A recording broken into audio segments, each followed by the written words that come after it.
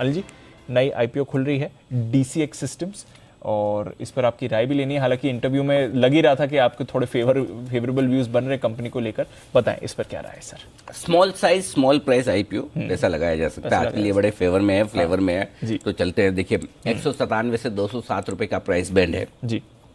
Issue की size 500 crore की, छोटा इशू है, 2000 करोड़ की कंपनी है, तो आपको पता है स्पेशली फिर जब डिफेंस सेक्टर से हो तो लोगों का रुझान बन ही जाता है। तो ये एक सबसे बड़ा कारण है कि इस इशू में आप पैसा लगा सकते हैं, लिस्टिंग पर भी बन सकता है, लॉन्ग टर्म के लिहाज से भी लगा सकते हैं। और इस दोनों तरह से पैसा लगाने के पीछे वजह क्या है वो बता दूं। पहले पॉजिटिव समझ लीजिए। सबसे बढ़िया और पॉजिटिव कारण जो दीप इस कंपनी को लेकर नजर आता है वो कंपनी का प्रोमोटर्स का बैकग्राउंड है। क्लीन प्रोमोटर है।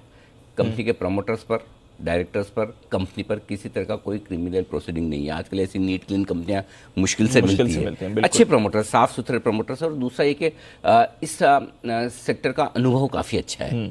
उनके प्रोमोटर्स का काफ़ी अच्छा एक्सपीरियंस, तो टेक्नोक्रेट्स हैं और इस फील्ड का अनुभव रखते हैं जो डिफेंस से जुड़े कारोबार में हैं कंपनी, तो उस लिहाज से पहली चीज़ है। दूसरा है कि क्योंकि डिफेंस से जुड़ी हुई कारोबार की इस सेक्टर में ज़बरदस्त ग्रोथ आउटलुक है। भारत आत्मनिर्भर बनने की तैयारी में, और पूरा का पूरा डिफेंस में अब आप देखिए जो खर्चा हो रहा है वो भारतीय कंपनियों से लिया जा रहा है। यह कंपनी क्या करती है, जो कोई भी ऑर्डर विदेशी कंपनियां लेती हैं उन विदेशी कंपनियों को 30% काम भारतीय कंपनियों से करवाना जरूरी है। तो ये जो 30% वाला हिस्सा है वो पूरा ये करती है।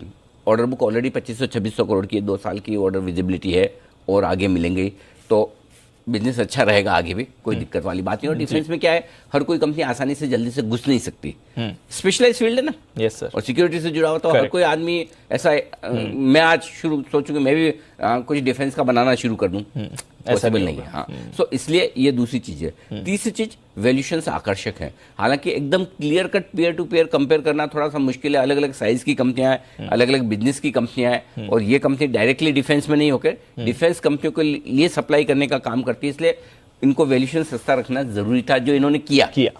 तो 20-22 के मल्टीपल पर महंगा नहीं है स्टॉक, तो उस लिहाज से मुझे लगता है कि प्रॉफिट मेकिंग कंपनी है और मल्टीपल ठीक है। सो आपके लिए गुंजाइश छोड़ता है लिस्टिंग के बाद थोड़ी अपसाइड की।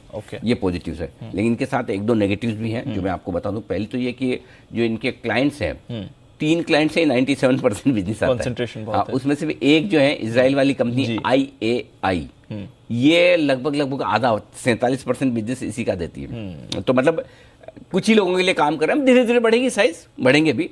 कई बार होता है कि आपको एक कहते हैं ना कि गॉडफादर चाहिए, एक का बिजनेस मिल गया उसके दम पे आप शुरू करो, फिर धीरे धीरे बढ़ते रहते हो सकता है कंपनी उस स्टेज पे हो जहाँ 1 से 3 क्लाइंट, 3 से हो सकता है 10 क्लाइंट करे, धीरे धीरे बढ़ाए। दूसरी बात, फाइनेंशियल्स ये थोड़े से मतलब जैसा मुझे चाहिए वैसे नहीं है। अच्छा, स्टेबल नहीं है। उसका एक कारण जो मैं समझाऊं वो हो सकता है, कई बार क्या होता है कि टेक्नोक्रेट्स होते हैं वो थोड़ी फाइनेंशियल की समझ कम रखते हैं। ये मुझे इनके फाइनेंशियल्स में दिख रहा है। कैसे? एक, इनके मार्जिन्स कम ज़्यादा बहुत हो रहे हैं, फ्लक्चुएट बहुत हो रहे हैं। दूसरा, मुनाफा है लेकिन कैश फ्लो पॉजिटिव नहीं है। Last year cash flow negative थे, पहली तिमाही में कैश फ्लो नेगेटिव था, जबकि अच्छा खासा बैंक बैलेंस है, FD करवा रखी है, लोन भी ले रखा है। तो कुछ ना कुछ मुझे लगता है कि फाइनेंशियल मैनेजमेंट थोड़ा सा शायद इनको बेटर करना पड़ेगा। वो नहीं हो, और ज़्यादा प्रॉफिट जो आ रहा है वो अदर इनकम से आ रहा है, मतलब वो FD वगैरह पे जो ब्याज आ रहा है वो प्रॉफिट बढ़ा रहा है। सो और IPO का भी पैसा आ रहा है, तो थोड़ा बहुत ये डेट रिपेमेंट कर रहे हैं। सो आई थिंक थोड़ा सा फाइनेंशियल मैनेजमेंट और अच्छा कर लेंगे तो कंपनी की बैलेंस शीट मजबूत हो जाएगी। ऐसा नहीं कि प्रॉब्लम है, लेकिन मैनेजमेंट बराबर नहीं। एक तो ये होता है मैनेजमेंट परफेक्ट होता है, सो आई थिंक वो थोड़ी सी स्टेबिलिटी आ गई ना फाइनेंशियल्स में, तो कंपनी और बेहतर हो जाएगी। तो इन सबको देखते हुए, जो बढ़िया चीज़ें हैं उनको ध्यान में रखते हुए, और जो रिस्क है वो लिमिटेड मिनिमम है, उसको देखते हुए इस IPO में पैसा लगाना चाहिए। लॉन्ग टर्म और लिस्टिंग दोनों ही लिहाज से लगा सकते हैं, दोनों ही लिहाज से लगा सकते हैं। लॉन्ग टर्म सोच के लगाएं, शॉर्ट टर्म में बन जाए तो बहुत बढ़िया, नहीं बने तो भी कोई बात नहीं, लॉन्ग टर्म के लिए तो रखिए।